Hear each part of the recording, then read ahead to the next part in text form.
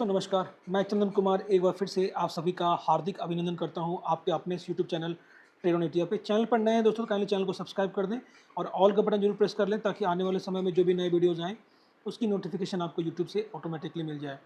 आगे बढ़ने से पहले दोस्तों मैं आपको अपने फ्री टेलीग्राम चैनल के बारे में बताना चाहता हूँ जो कि ट्रेड ऑन इंडिया के नाम से आता है। इसका लिंक आपको वीडियो के डिस्क्रिप्शन बॉक्स में मिल जाएगा, जहाँ जाकर आप इसको फ्री में ज्वाइन कर सकते हैं।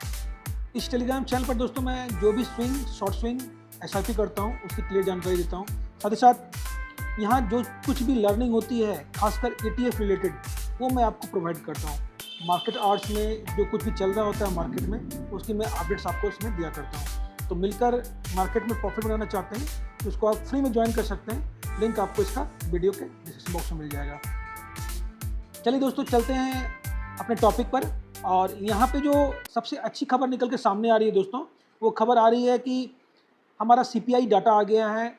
और आप देख सकते हैं कि सीपीआई डाटा जो तो friends now we are in CPI data. तो यहाँ पे आप देखिए आज के दिन 15 ऑफ अप्रैल 2025 ये डाटा निकल के सामने आया है। और यहाँ पे आप देख सकते हैं कि जो डाटा आया है 10:30 AM में, हमारा जो एक्सपेक्टेशन था 3.9 और यहाँ पे ये एक्सपेक्टेशन को पूरी तरह से बदलते हुए जो डाटा आया है वो 3.34% आया है, जबकि प्रीवियस ईयर 3.61 था। तो ये डाटा हमारे लिए काफ़ी अच्छा है दोस्तों और हमारे मार्केट के लिए। और ये डाटा कहीं न कहीं हमारे मार्केट को एक नई मजबूती प्रदान करेगा और ये मार्केट को नई ऊँचाई की तरफ लेके जा सकता है। मेरा मतलब यहाँ नई ऊँचाई को लेकर ये नहीं है कि मार्केट अपने पुराने हाई को ब्रेक कर लेगा तुरंत। मेरा मतलब यहाँ पे कि जो तेज़ी बन रही है दोस्तों, वो तेज़ी स्टैग्नेंट होगी और ये तेज़ी टिकने वाली होगी, ये मैं बताना चाह रहा हूँ। और आइए समझते थोड़ा-सा और इसको बेहतर तरीके से कि ये इन्फ्लेशन डाटा हमारे लिए महत्वपूर्ण क्यों है। अब यहाँ पे देखिए इस बात पे आप गौर कीजिए कि जो डाटा निकल के सामने आ रहा है वो 3.34% अभी आया है मार्च में 2025 में, जो कि हमारा प्रीवियस 3.61 से कम होके आया है। तो ये काफ़ी अच्छा हमारे मार्केट के लिए। और जो आरबीआई का जो गाइडलाइन है ये अगर 4% के नीचे रहे या 4% के आसपास रहे तो ये काफ़ी अच्छा होता है हमारे मार्केट के लिए और हमारी इकोनॉमी के लिए। और यहाँ पे एक चीज़ और निकल के सामने आ रही है दोस्तों, क्योंकि जैसे जैसे महंगाई घटेगी उससे क्या है, लोगों की सेविंग होगी और वो सेविंग के पैसे या तो वो सेविंग कर लेंगे या फिर वो किसी तरह के अन्य चीज़ों पे खर्च करेंगे। तो इससे क्या होगा कि कंजम्पशन बढ़ेगा, कंजम्पशन बढ़ने से क्या होगा कि फिर हमारी डिमांड बढ़ेगी और हमारा प्रोडक्शन बढ़ेगा। जिससे क्या है कि मार्केट में एक जो डेटा निकलता है हमारा प्रोडक्शन का वो भी बढ़ के आएगा, जिससे कंपनियों का जो रिजल्ट है वो सुधरेगा क्योंकि उनकी अर्निंग्स बढ़ जाएगी। तो ये सभी चीज़ें एक दूसरे से काफ़ी तरह से मतलब कह लीजिए मिली-जुली हैं और काफ़ी एक दूसरे से संबंधित हैं। तो ये सीपीआई डाटा हमारे मार्केट के लिए काफ़ी इंपॉर्टेंट है। आइए चलते हैं और इसी को मैं कोरिलेट करने जा रहा हूँ अपने ऑटो वाले इस वीडियो में। तो ऑटो वाले भी इस वीडियो में मैं आपको बताऊँगा कि ऑटो में हमारा जो भविष्य है, हमारे इंडिया का जो भविष्य काफ़ी उज्ज्वल है। और इस चीज़ को ये न्यूज़ अभी साबित करती आ रही है दोस्तों। यहाँ पे देख सकते हैं कि यहाँ पे सीधा-साधा आपको निकल के सामने आ रहा है कि भारत में ऑटो कंपोनेंट्स की लागत जो है चीन से इतनी अधिक है और वैश्विक निर्यात का एक बड़ा खिलाड़ी बन सकता है। तो अभी क्या है कि जो टैरिफ ट्रम्प साहब ने चाइना पे लगाया है, तो वहाँ पे 145% का टैरिफ लगाया है चाइना पे। और कहीं न कहीं इसका डायरेक्ट बेनिफिट हमें दैट मीन्स कि इंडिया को मिल सकता है। और यहाँ पे आप देख सकते हैं कि नीति आयोग की रिपोर्ट के अनुसार भारत में ऑटो कंपोनेंट्स का निर्माण जो होता है वो 10% अधिक इसमें लागत आता है। हमारे यहाँ जो भी मैन्युफैक्चरिंग हो रही है ऑटो कंपोनेंट की उसमें 10% का अधिक खर्च आता है और इस लागत को हम कम कर सकते हैं और अपनी जो हिस्सेदारी है डिमांड में वो 3 से 8% तक बढ़ा सकते हैं। इससे फिर क्या होगा, 20 से 25 लाख का रोज़गार ही पैदा हो जाएगा। और एक चीज़ इसमें और निकल के सामने आ रही है दोस्तों कि यहाँ पे क्या होगा कि जो विकास की नई तकनीक जो हमारे इस ऑटो कंपोनेंट में मिलेगा उससे हमें क्या है कि 20 अरब से 60 अरब के डॉलर तक हमारा ये बिज़नेस ऑटो कंपोनेंट्स का या फिर ऑटो सेक्टर का जो बिज़नेस है वो 20 अरब से 60 अरब तक पहुँच सकता है। तो ये चीज़ें काफ़ी अच्छी निकल के आ रही है दोस्तों। यहाँ पे 3 इम्पोर्टेंट पॉइंट्स निकल के सामने आ रहे हैं। भारत में निर्माण लागत कम करने से निर्यात में 60 अरब डॉलर तक पहुँच सकता है। तो यहाँ पे क्या आ रही है, यहाँ पे आ रहा है कि जो भी हमारा लागत है दैट मीन्स कि मैन्युफैक्चरिंग कॉस्ट है, उसको अगर हम कम कर लेते हैं, तो ये हमारा बिज़नेस 60 अरब तक पहुँच सकता है, 60 अरब तक। और सरकार की मदद से 20 से 25 लाख रोज़गार का सृजन भी हो सकता है। तो यहाँ पे डबल बेनिफिट होता हुआ हमें दिखेगा। एक तरफ तो इंडिया का जो एक्सपोर्ट है वो बढ़ जाएगा और साथ ही साथ 20 टू 25 लाख का आपको नया नौकरी यहाँ पे एक तरह से कह लीजिए देखने को मिल सकती है हमारे इंडिया में। दूसरा बात कि क्लस्टर विकास और तकनीक अपनाने पर नीति आयोग का जोर। यहाँ पे क्या है देखिए क्रमिक विकास करना होगा। सबसे पहले तो क्या है कि गवर्नमेंट को पीएलआई स्कीम लाना होगा, जिससे कि ऑटो सेक्टर में एक मजबूत चीज़ें मिलें। इंटरेस्ट रेट को घटाना होगा, एक प्रोत्साहन राशि देनी होगी और उसपे इंटरेस्ट रेट घटा के गवर्नमेंट को सस्ते दरों पे लोन को अवेलेबल कराने होंगे हमारे इंडियन जो भी हमारे यहाँ पे इसकी फैक्ट्री लगा रहे हैं या फिर जो भी इसके निर्माता हैं, उन सभी को ये बेनिफिट्स देने होंगे। तब जाके ये चीज़ें सस्ती हो पाएँगी। अब यहाँ पे एक चीज़ और निकल के सामने आ रही है दोस्तों कि वर्ल्ड में एक वैश्विक लीडर बनने के लिए ऑटो सेक्टर में भारत को क्या चाहिए? यहाँ पे जो हमारे मटेरियल का जो कॉस्ट है, रॉ मटेरियल का, उस रॉ मटेरियल की कॉस्ट को घटाना होगा और इसके लिए केंद्र और राज्य दोनों प्रकार की सरकारों को इस पे निकल कर सामने आना होगा और उन्हें मदद करनी होगी। हमारे यहाँ क्या हो रहा है, आयात का शुल्क और ढुलाई खर्च चीन के मुकाबले ज़्यादा होता है।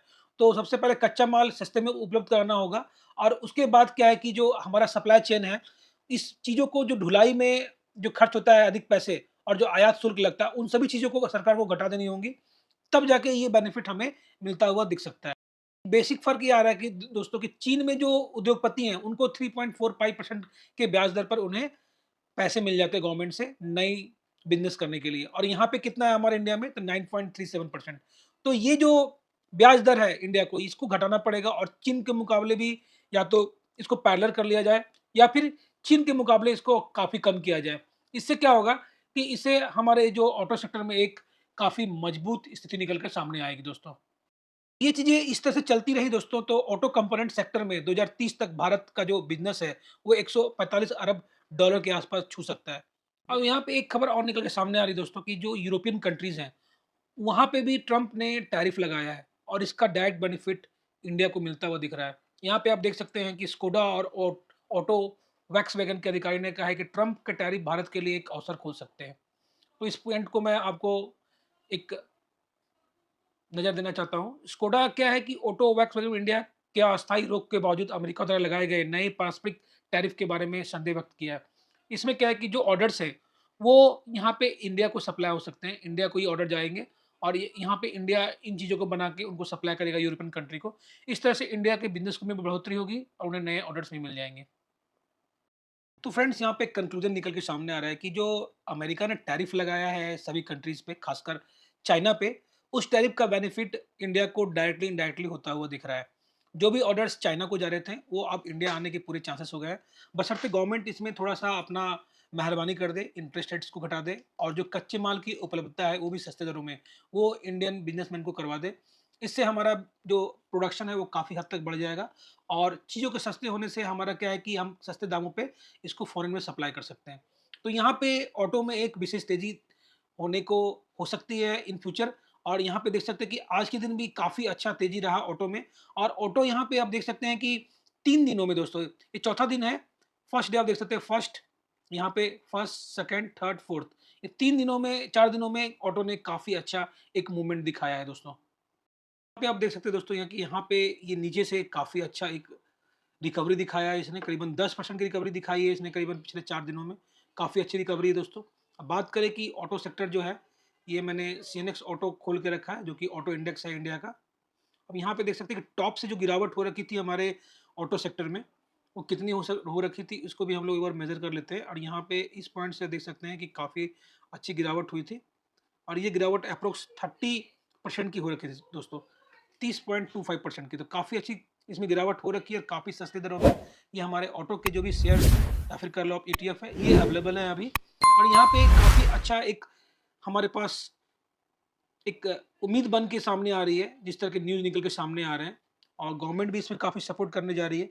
तो ये डिमांड कहीं न कहीं ऑटो सेक्टर को एक नई मजबूती देगी और इसे एक नए लेवल पर पहुँचाने के लिए तैयार है।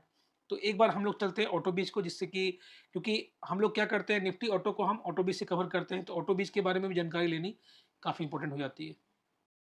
तो यहाँ पे देख सकते हो दोस्तों यहाँ पे भी जो जो सबसे बड़ा रेजिस्टेंस निकल के सामने आ रहा है वो 223 रुपये 90 पैसे का आ रहा है ये वाला पॉइंट। इसके ऊपर निकलने के बाद आपको 231 रुपये 57 पैसे पे आके एक बार रुकता हुआ दिखेगा आपको।